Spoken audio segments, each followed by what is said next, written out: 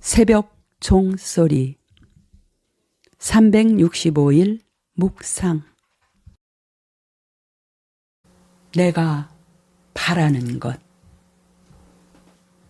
마가복음 10장 17절에서 22절. 예수께서 그를 보시고 사랑하사 이르시되 네게 아직도 한 가지 부족한 것이 있으니 가서 네게 있는 것을 다 팔아 가난한 자들에게 주라.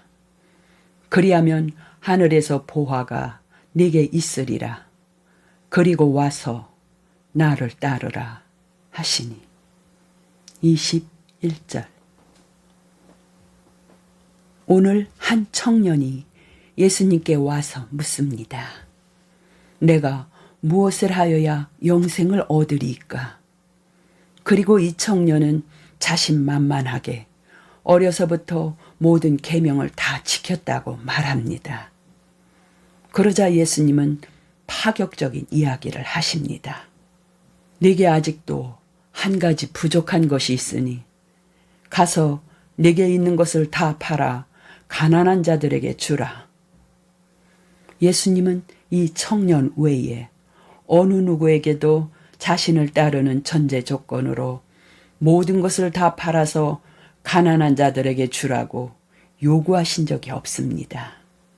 예수님은 누가복음 15장에서 삭개오를 만나셨을 때에도 그가 재산의 절반을 가난한 자들에게 나눠주겠다고 말할 때 오늘 구원이 이 집에 이르렀으니 이 사람도 아브라함의 자손이라고 칭찬하셨습니다.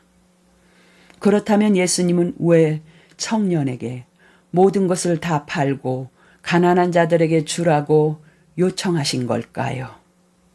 이 청년의 대화는 영생에 관한 것으로 보이지만 이야기 전체를 자세하게 읽어보면 청년은 지금 누리고 있는 물질적, 육신적, 정신적인 풍요로움을 어떻게 영원히 소유할 수 있는가에 관심을 가지고 있는 것처럼 보입니다. 그러기에 예수님은 이 청년에게 정말 자신이 구하는 것이 무엇인지를 솔직하게 바라보라고 권면하고 있는 것은 아닐까요? 돌아보면 우리의 신앙생활도 지금 누리고 있는 것, 내가 아끼는 것들을 유지하기 위해서 하나님을 믿고 살아갈 때가 얼마나 많은지요. 정작 하나님의 뜻과 그 나라에 대한 관심보다는 나의 앞길과 내 소유에 대한 애착으로 신앙생활에 열심을 내는 모습은 아닙니까?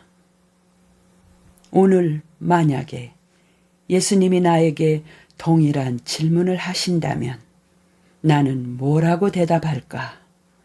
라는 질문을 품고서 하루를 살아가기 바랍니다.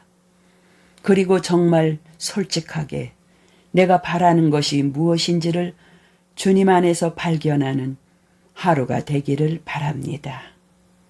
보소서 주님, 나의 마음은 선한 것 하나 없습니다. 주님 마음 내게 주소서.